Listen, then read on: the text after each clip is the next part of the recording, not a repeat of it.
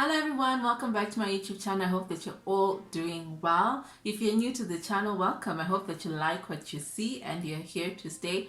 Do subscribe to the channel and hit the notification bell right here and right here so that you don't miss out on anything new. If you're a returning subscriber, hey, how are you doing? I've been missing you guys so much.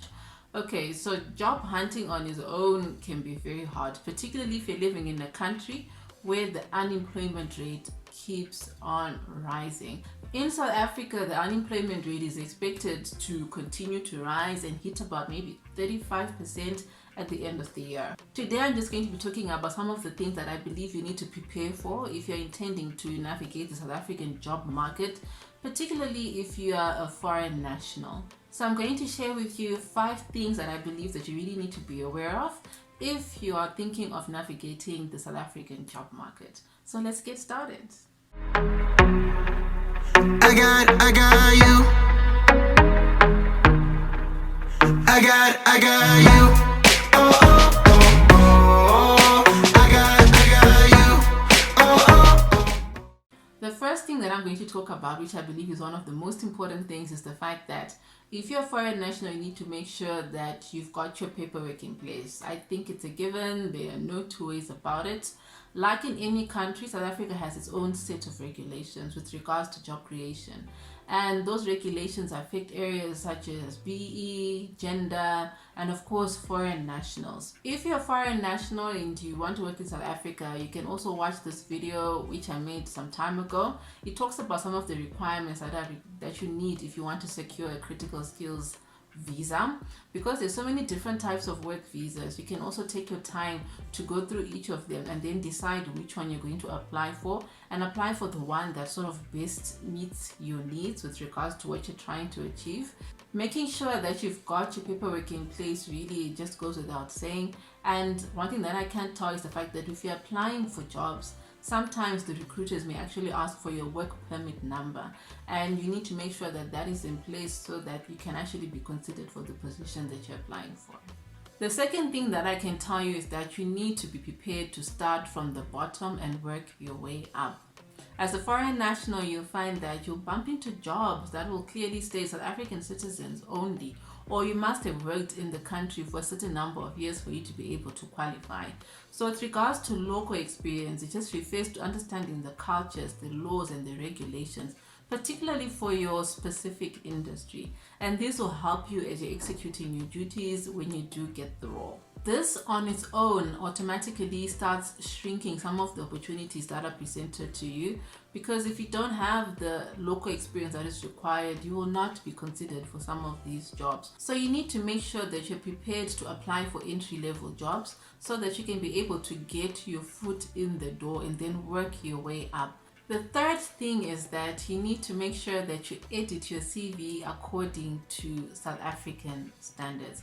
Do take time and research for your particular industries how you're supposed to structure your CV. Recruiters are not supposed to be confused when they go through your CV with the titles and the terminology that you're using in there. For example, in Zimbabwe, most executive assistant roles have managerial responsibilities. They're considered to be more senior roles. But when you come here to South Africa, executive assistants and personal assistants are considered to be almost the same. They do not have managerial responsibilities.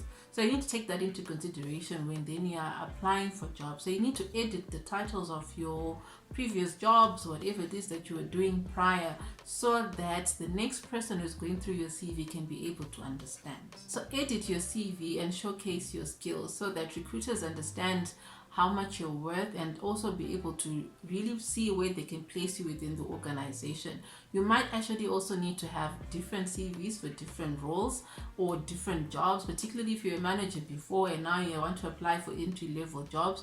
Make sure that you don't look overqualified or underqualified when you're applying for a job. The fourth thing is that you need to be prepared to learn new skills.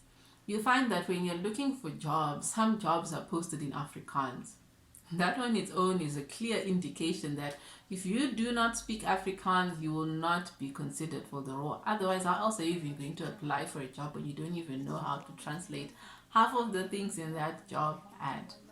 Anyway, for call centers, language skills are becoming more and more essential, particularly foreign language skills.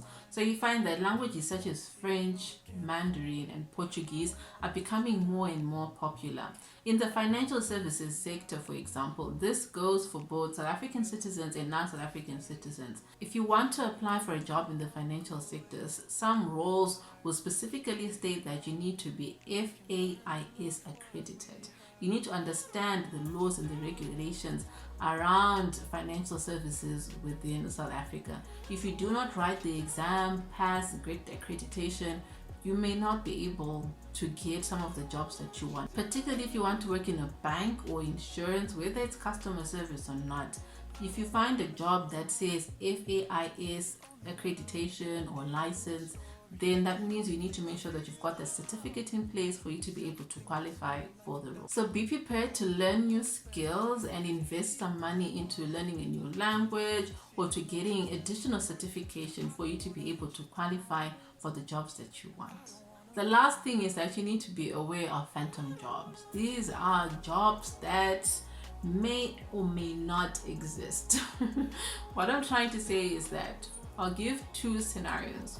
The first scenario is when you're going through different job sites, whether it's LinkedIn or Glassdoor or any of those different types of job sites, you find that there's a certain job that keeps reappearing in different areas. Some of those jobs are not real. Sometimes it's just recruiters who are doing research or gathering CVs, and you find that you never get responses from those ads.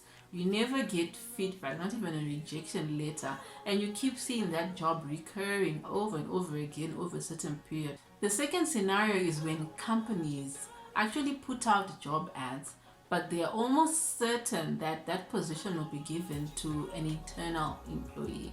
Unfortunately, that is very illegal, and sometimes HR departments are required to make sure that they put out job ads for a specific period of time to show that the process is fair and that they're following guidelines. This is particularly frustrating for someone who is job hunting, where you're applying for jobs and it's just recruiters collecting CVs or conducting research, or it's just organizations that are trying to show that they're following a certain type of process, but really that job is most likely going to be given to an internal employee. All I can say is that, you know what?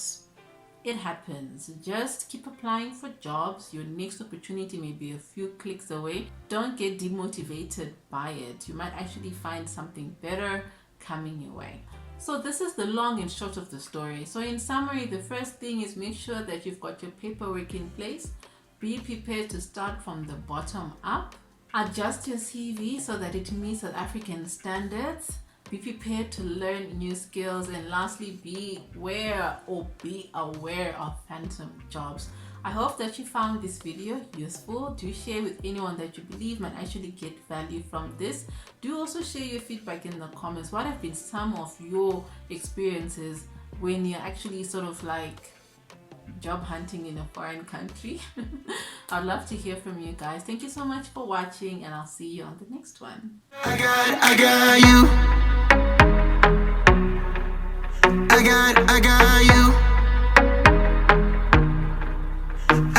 I got you.